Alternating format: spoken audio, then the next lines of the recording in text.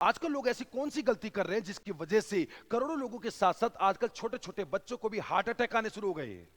इस पूरी बात को समझने के लिए वीडियो को लास्ट तक देखना। जनाब, आप मार्केट से कोई भी खाने का प्रोडक्ट खरीदते हो, चाहे वो ब्रेड हो, चिप्स हो, नमकीन हो, बिस्कुट हो, कुछ भी हो, उसके पीछे कंटेंट होता है ऐसे, जिसको मैंने यहां पर जूम कर रखा है। उसमें नीचे एक वर्ड लिखा होता है सैचुरेटेड फैट। सैचुरेटेड फैट ये हमेशा इंग्लिश में होता है ताकि करोड़ों लोगों को समझ में ना आए इसमें ये होता क्या चीज है, और लोग देखते भी नहीं है ये कितना है, क्या होता है। इस वीडियो में मैं आपको टेक्निकल और देसी दोनों तरीके से बताऊंगा सारी बातें। ये फैट, और इसे नीचे लिखा है ट्रांस फैट, ये जितना ज्यादा होगा ये समझ लो आपके लिए उतना ज्यादा हानिकारक है। Heart attack, heart fail, heart arrest, इन सभी चीजों के लिए, और हार्ट से रिलेटेड कोई भी बीमारी हो, यहां तक कि सांस फूलने के लिए भी ये दोनों फैट जिम्मेदार होते हैं। अब ये होते कौन से हैं? एक ऐसे फैट जो रूम टेम्परेचर पर जम जाते हैं, मतलब 20 डिग्री के आसपास, जो सॉलिड में होते हैं। देसी भाषा में बताता हूं, जैसे नारियल का तेल होता है।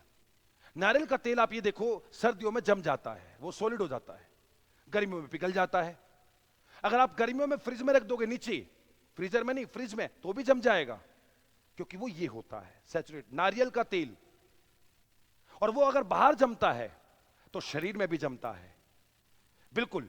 और शरीर में जमेगा तो जाहिर सी बात है नसों में खून बहनों को रोकेगा, और जिसकी वजह से heart attack, heart fail, heart arrest जैसी चीजें आएगी, और सांस जरूर फूलेगा। पहला सिम्टम होता है सांस फूलना, बाकी सिम्टम तो बाद के निकल के आते हैं।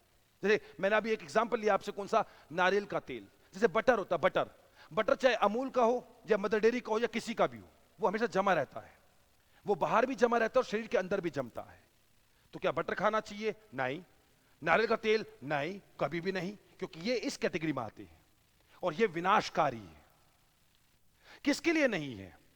इसके लिए नहीं, जो फिजिकल एक्टिविटी ज्यादा करते हैं उनके लिए कोई दिक्कत नहीं है। जैसे देसी घी, चाहे वो गाय का हो चाहे भैंस का हो, देसी घी भी सर्दियों में जम जाता है और गर्मियों में पिघल जाता है, आपको पता होगा, या फिर गर्म करने पर पिघल जाता है। तो देसी घी भी शरीर के अंदर जमता है और हार्ट अटैक का कारण बनता है। तो सर देसी घी तो बहुत अच्छा होता है, हाँ अच्छा होता है, लेकिन केवल उनके लिए। हमारे बाप दादा लोग, हमारे बुजुर्ग सब देसी घी खाते खाते नहीं थे, पीते थे, क्योंकि उनकी फिजिकल एक्टिविटी, उनकी उनकी पूरी की पूरी फिजिकल एक्टिविटी देखोगे बहुत ज्यादा लेवल की होती थी।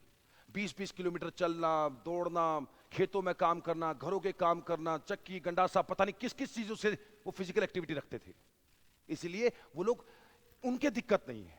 आज भी अगर आप एक्सरसाइज ज्यादा करते हो, वर्कआउट ज्यादा करते हो, घूमते फिरते खेल कूद ज्यादा करते हो, तो देसी घी वरदान है, वरदान। लेकिन क्योंकि आजकल लोग बेड पर और चेयर पर ही बैठकर पूरा दिन गुजार देते हैं, दिन नहीं सालों गुजार देते हैं, और वो अपनी मौत को बुलावा दे देते हैं, क्योंकि ये दोनों फैट शरीर के अंदर जमते हैं। और ट्रांस फैट तो हेल्थ मिनिस्ट्री भी कहती है मत खाओ, मत खाओ, मत खाओ, क्योंकि वनस्पति घी में हाइड्रोजन के एटम मिलाने के बाद इसको बनाया जाता है, बहुत विनाशकारी होता है।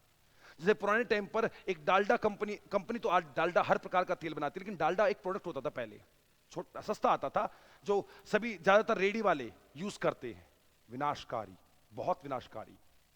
तो खाना कौन सा चाहिए? अनसैचुरेटेड, असंतृप्त, एक ऐसा घी, ऐसा तेल जो जमे ना शरीर के बाहर ना शरीर के अंदर। जैसे वनस्पति घी, वनस्पति तेल, वेजिटेबल ऑयल या वेजिटेबल फैट। बोला कैसे?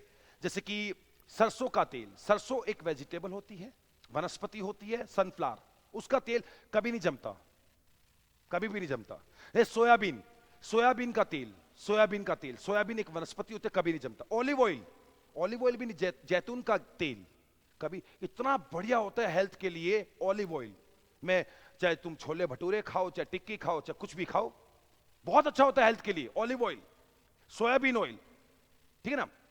अखरोट का तेल, अखरोट का, है ना, आलमंड आपने सुना होगा, ठीक है ना। तो बहुत सारी चीजें होती है जो इस कैटेगरी में आती है वनस्पति घी में।